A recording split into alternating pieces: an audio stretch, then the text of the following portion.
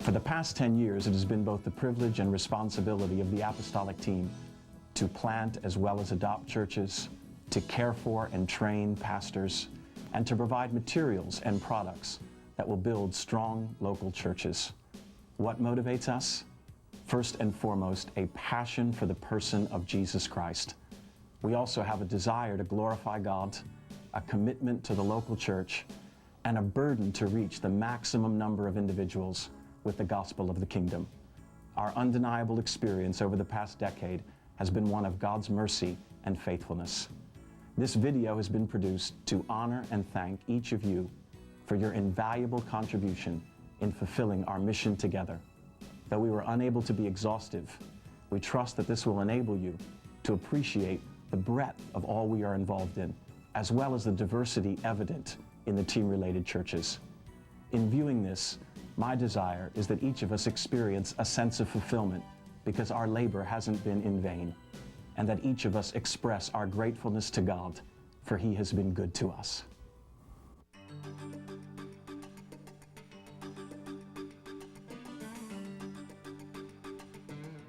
Los Angeles is a very diverse city. When you think about it, that's the second largest Mexican city in the world, with around 4 million Mexicans. You have around 3 million Asians, 500,000 Chinese, 500,000 Koreans, 300,000 Japanese, around 500,000 Filipinos.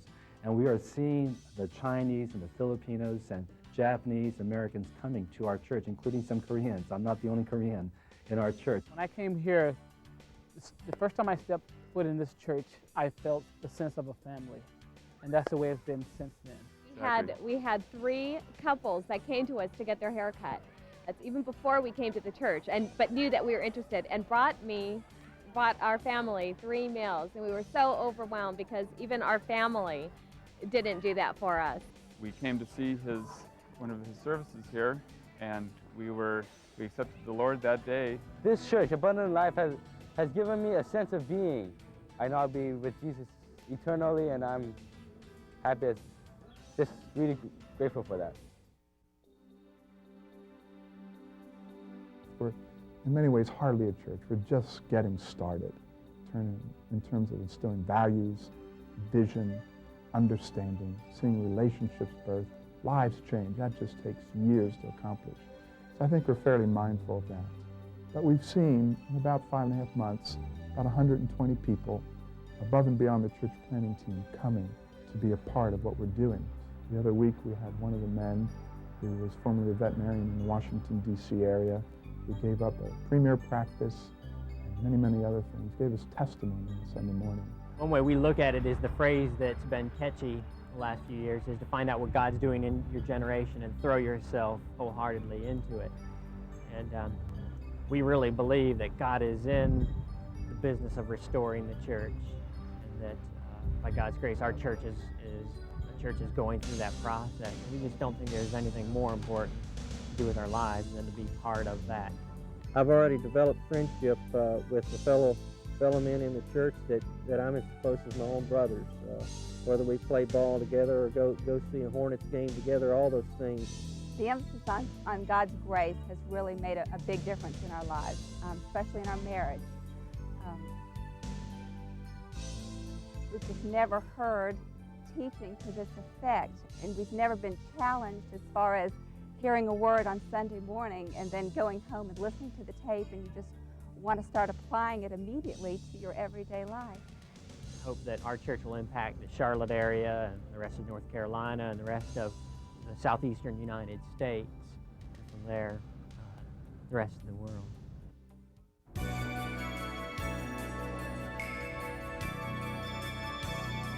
The city of Juarez is about the 4th or 5th largest city in Mexico. It has about 1,200,000 people. And we are located right at the border, on the north border in Mexico with El Paso, Texas, and the United States. One of the couples that we can talk about is Mingo and Alma. This is a couple that came to us. Both of them were hooked on drugs, and both of them were rehabilitated in a men's rehabilitation center and Alma in a women's rehabilitation center. We married them. I was an addict for 30 years, I'm in heroin addict, which means that I lived 30 years in crime life. I'm very thankful to have the privilege to be part of this church. First, because when you are in the streets, you know, doing drugs and living in the crime life, you don't know nothing about family, about kids. God has been doing a great and marvelous job on this couple. For example, Mingo, he's been working with a group of people, a group of men. Alma has been working also with women, and because of that, we are working right now and studying the possibility to start a new church on the west side of the city. We're thinking that Mingo and Alma can go there and pastor this church. The principles that we received from CJ and Larry and Paul, and the basis of how the way we build is so foundational that it doesn't matter where you are. We want to have a PDI church on the west side of Juarez to reach these people and show what real New Testament Christianity is, and live it out, so to reach these people for the gospel.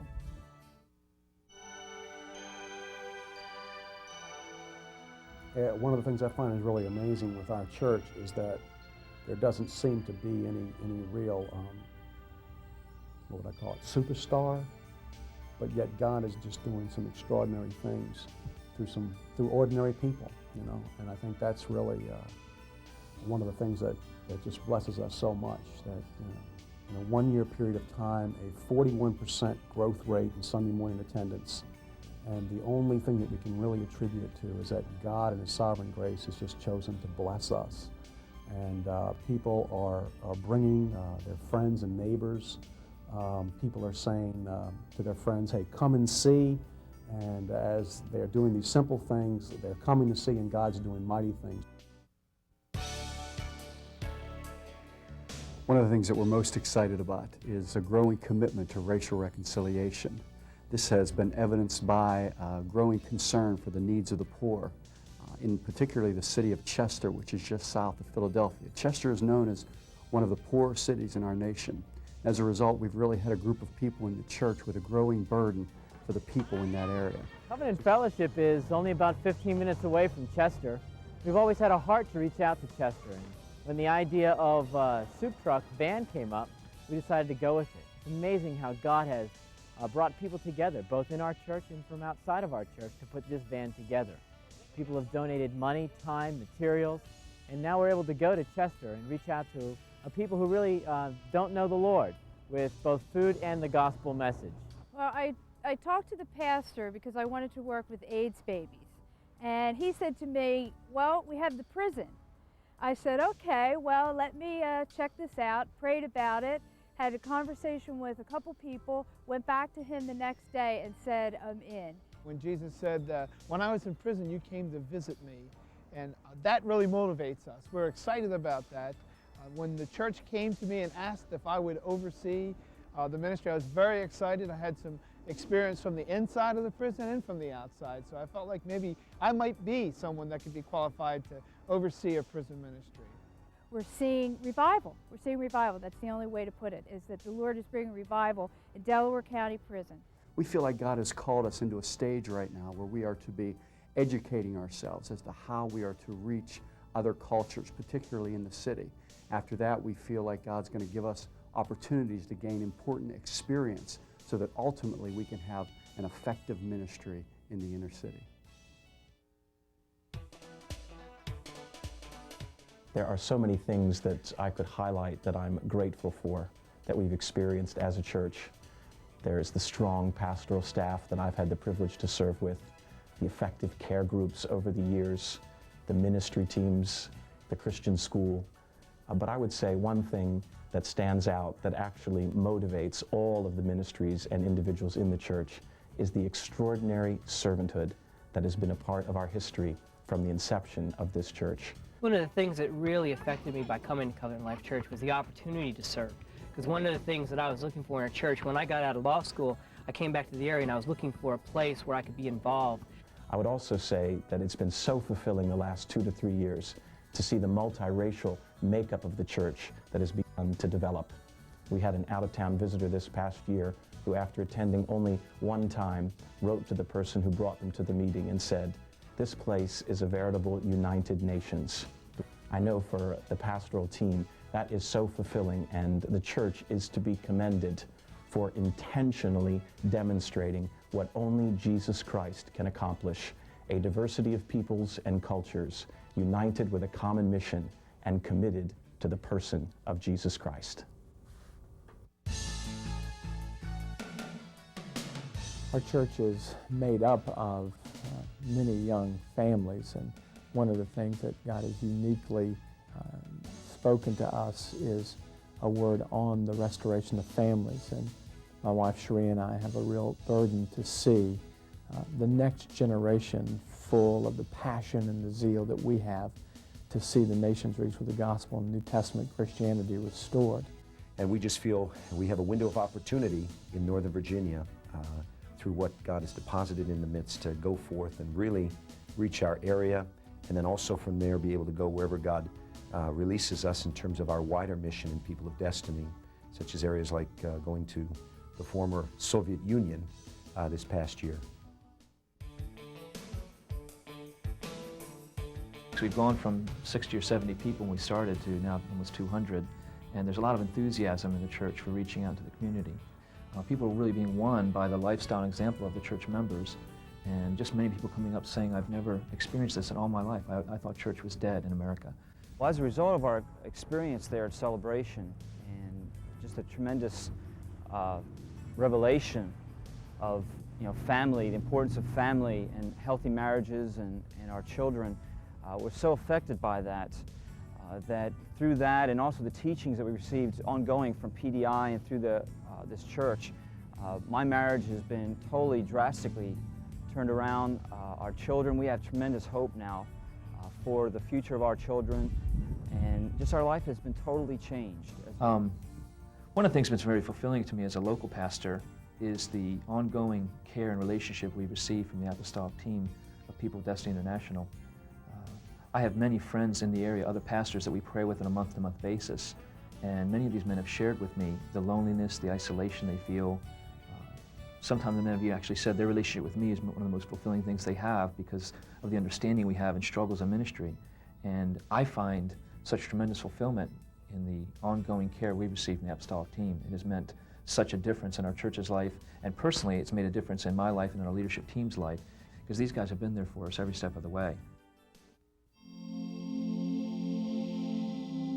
Franklin is a small community. It's unique in this country in that it's in a very rural area in the eastern part of West Virginia, which is a beautiful scenic area, mountainous area of West Virginia. It is located in a town, Franklin is a town of 1,000 people. Probably the most effective outreach we've had has been our annual Valentine's banquet, and we have really become, I believe, the talk of the town. We have this banquet. We have upwards of 120 to 130 people a year coming to that now.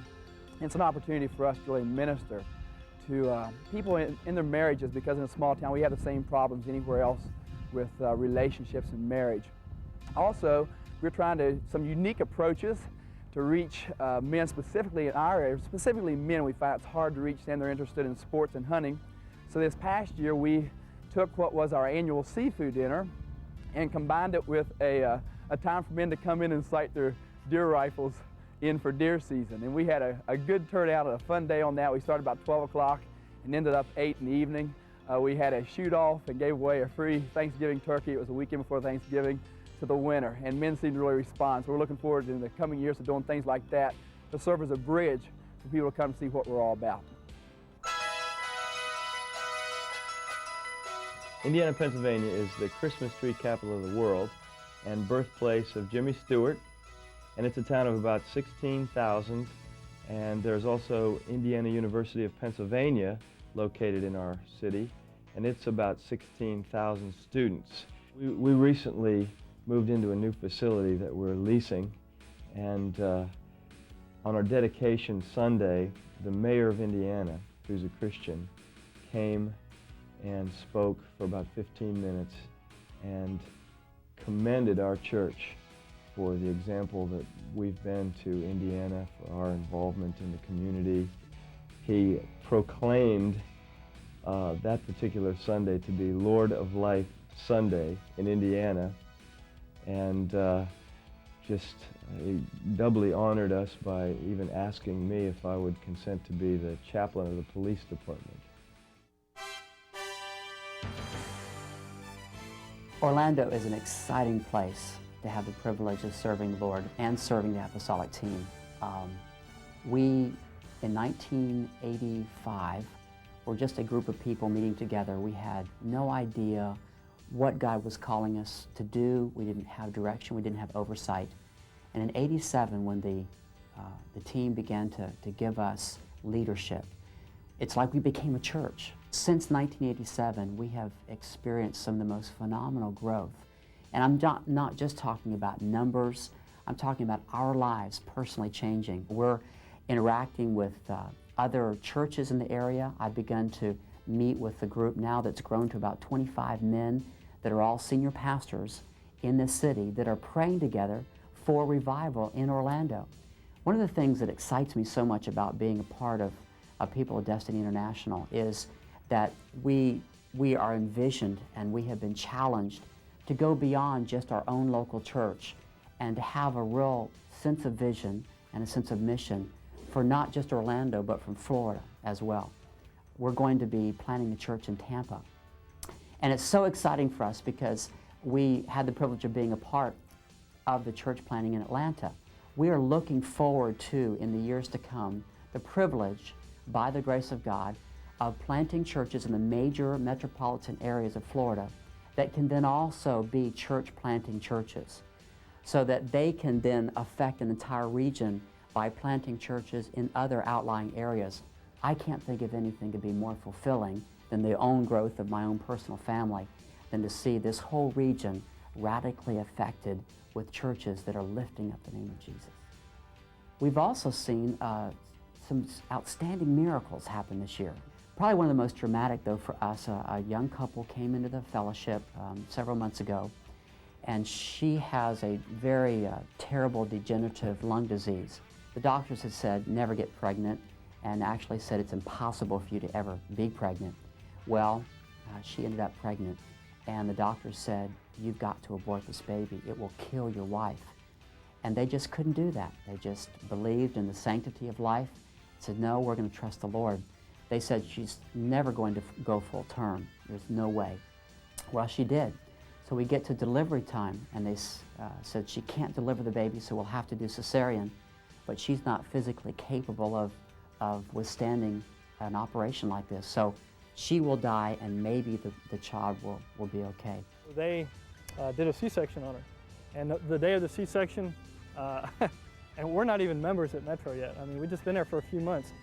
There were so many people there that the nurses were asking, or they were saying, gosh, this is the most people we've had for one delivery at this hospital. And they were blown away by the love that was shown by the people. And after the baby was born, they ministered to us, fed us for a month. The baby showers, which they had after the baby was born, were just tremendous. We just dedicated the little Rachel last Sunday morning, and I mean the church rejoiced with tears and great excitement, saying, my God is an awesome, awesome God.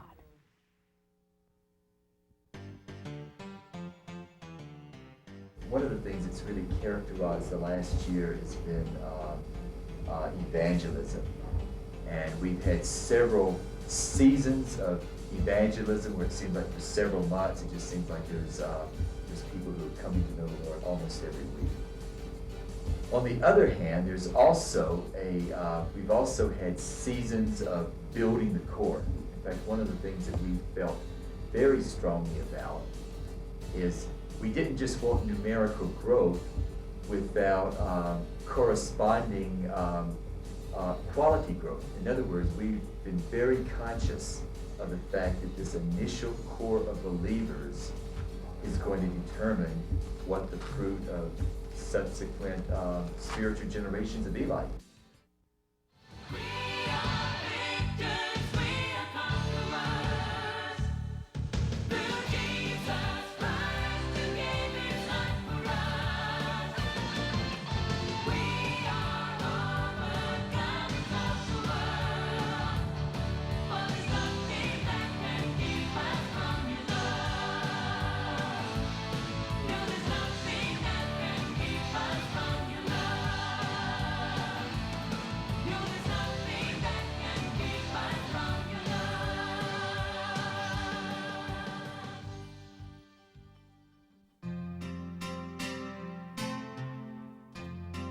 Something that's happened with us at the church over the last, I'd say probably 2 years, is we have really begun to have a burden in the area to minister in the city.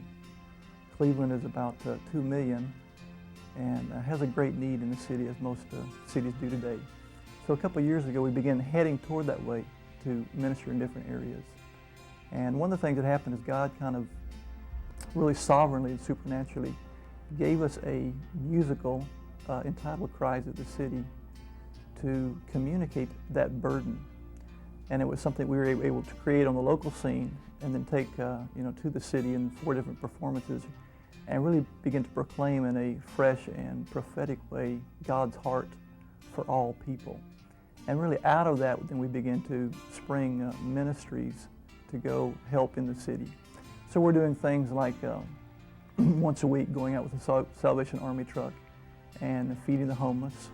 We're also with a shelter twice a month, also feeding there. We're involved now in nursing home ministries. We have a food and clothing ministry now in our church. So there's been a lot of expansion in that area. And we really feel as a church that probably in the decade in the 90s, urban evangelism is going to be one of the greatest places of harvest.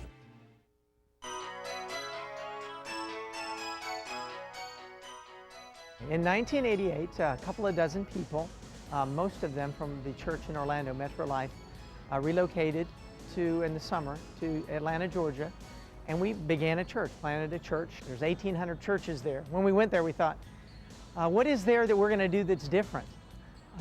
But we felt that there would be something different and that we were going to not just talk about Christianity, but we're going to demonstrate it. And one particular area where we've seen that demonstrated is in the home groups.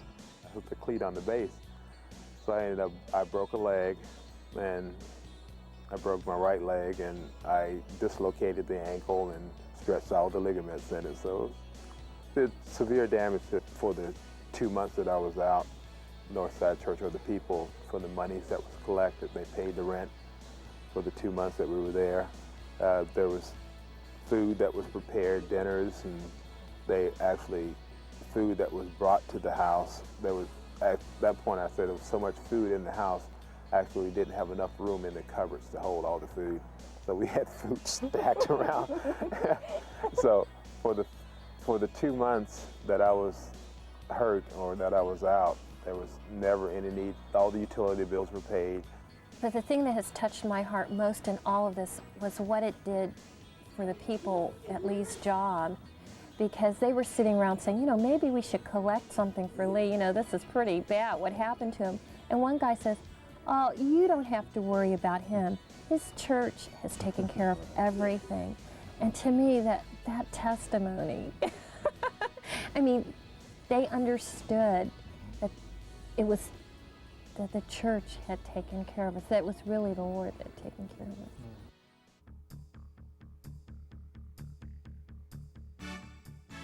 We launched Southside Church on Easter Sunday 3 years ago, and at that time the only place we could find to meet was in a movie theater.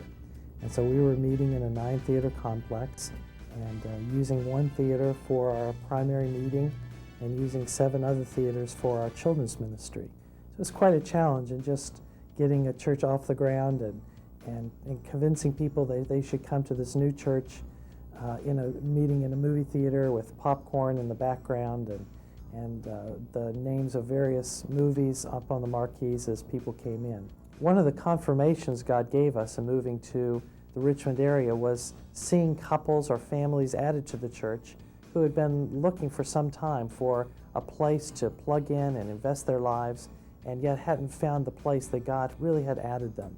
One couple that comes to mind is Eric and Kitty Hepler. A few months after we started coming regularly, my wife was told that she needed to go on bed rest.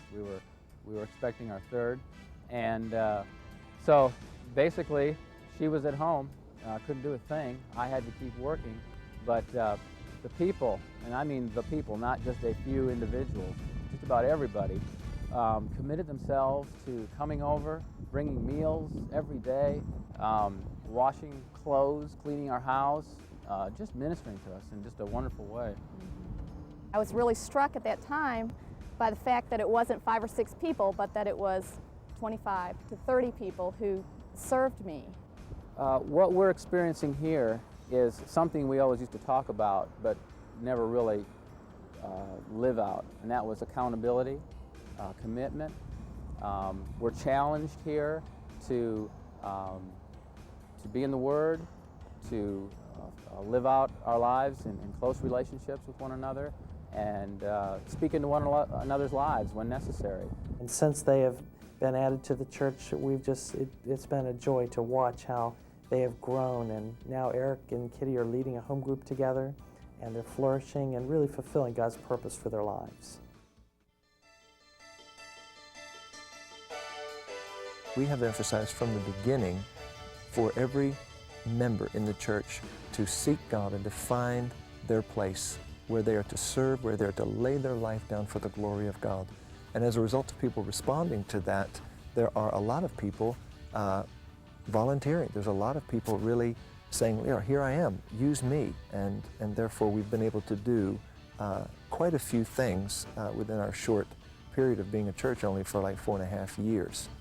A couple of highlights I would say would be the children's ministry. The Bendinellis have overseen that, and they've had a lot of support. So in addition to our Sunday morning classes and things that we have for the children, there's drama, and there's worship that's geared down for them, and there's instruction geared for them, and there's the puppet, and there's a lot of things that are geared specifically for them to really communicate the gospel in a way that they can understand. Many people have also mentioned that our worship is distinctive, and I would attribute and give a lot of credit to the songwriters that are in our movement that really have the heart of God and take Scripture and put it to music that really inspires us in worship.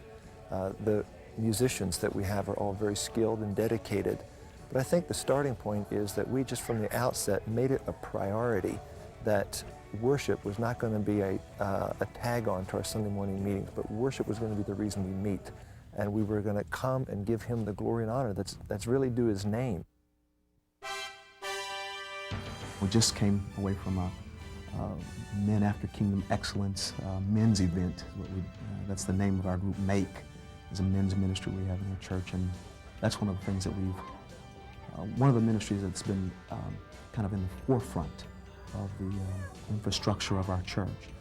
We believed early on coming into ministry that if we were going to affect our community in the way that we hope to, that we were going to have to begin with men and have to begin with helping men come to know Christ and biblical principles and live by biblical standards. And so that's been a major emphasis of our church from the very beginning. See, we came out here to join Southwest Community Church.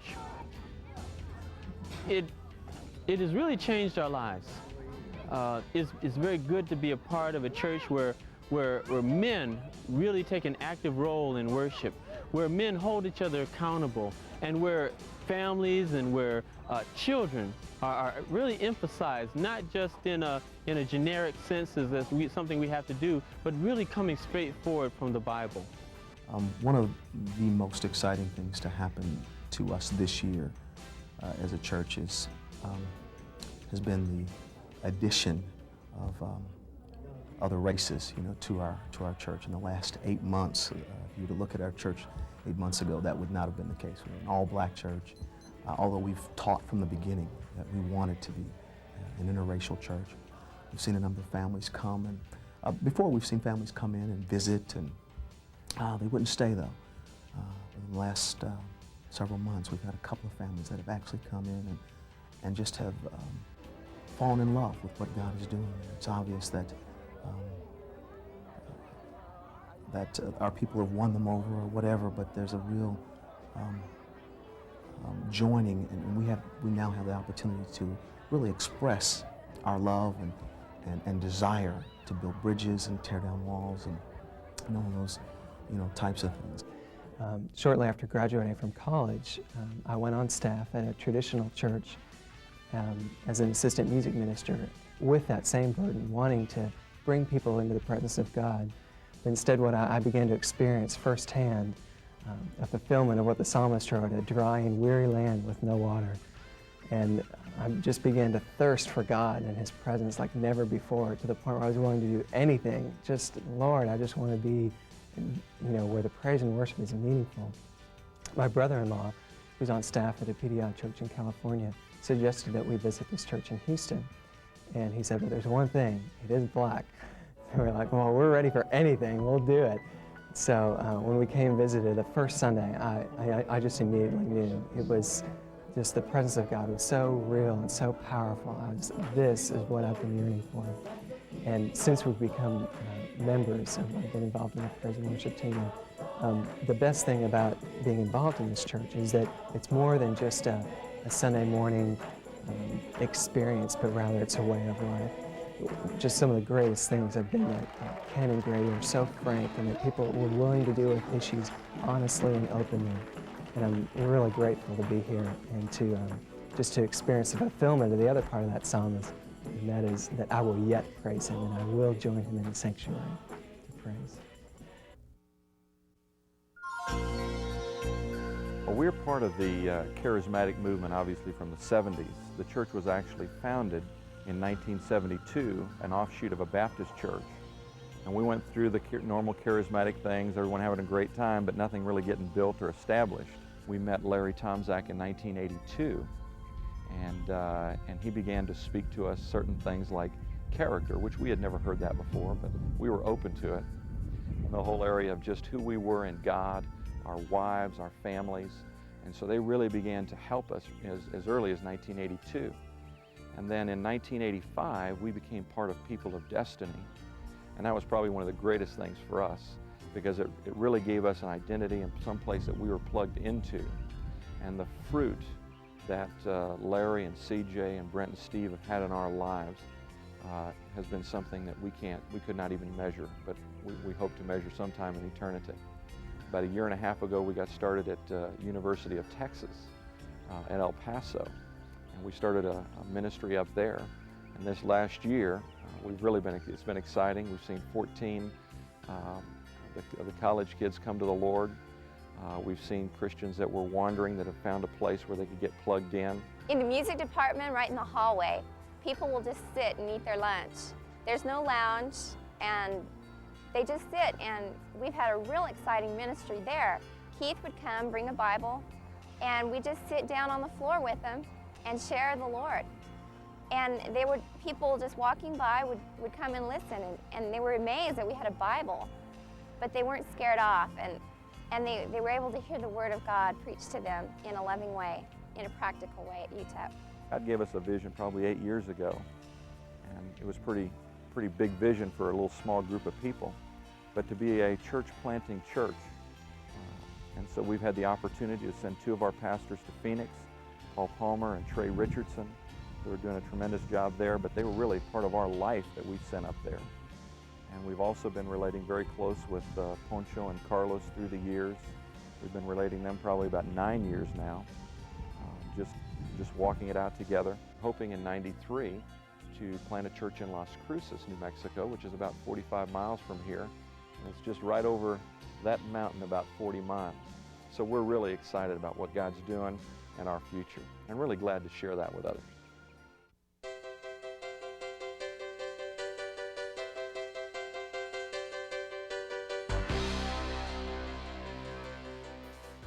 Raleigh is the home of the state capital of North Carolina. It's also part of a triangle of cities made up of Raleigh, Durham, and Chapel Hill, home to University of North Carolina, Duke University, and NC State University, and 4 other colleges that together bring in 70,000 university students in the triangle area in a given year.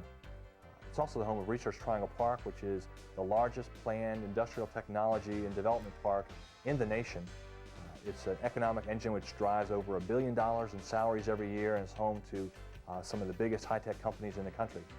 We live in an area called Cary, which is a city right next to Raleigh, which, because of the presence of Research Triangle Park, has doubled in size in the 60s, redoubled in the 70s, redoubled in the 80s, and is scheduled to double again in size in both of the next 2 decades.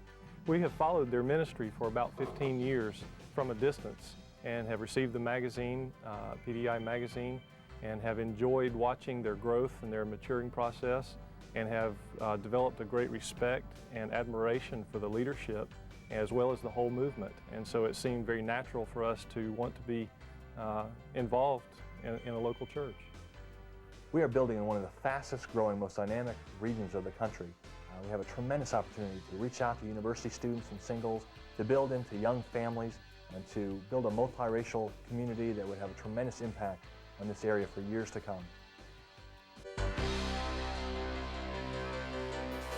It's a dream that's come true for us, really, just to be part of a church planting team and to lead a work. Medina is the county seat of Medina County, which is the first county south of the greater Cleveland area. It has a population of about 325,000 within a 15-mile radius, and just a little bit more rural area than what the greater Cleveland area is. God has provided for us to secure a permanent location right from the beginning. We're going to have permanent facilities right from the start, and it's just going to give us an identity right on the main road in Medina County. We've had a heart for planting a new church since we've been married, and this is an opportunity. We feel very humbled with the amount of people that we have going with us, the faith. Everybody's ready to evangelize, and we're just full of faith. My family and I have been at Metro Life Church since about 1984. Been on staff for about 2.5 years now. Going to be sent out in the first part of the year of 1993. How did we come to St. Pete is the next question. Well, the bottom line is God.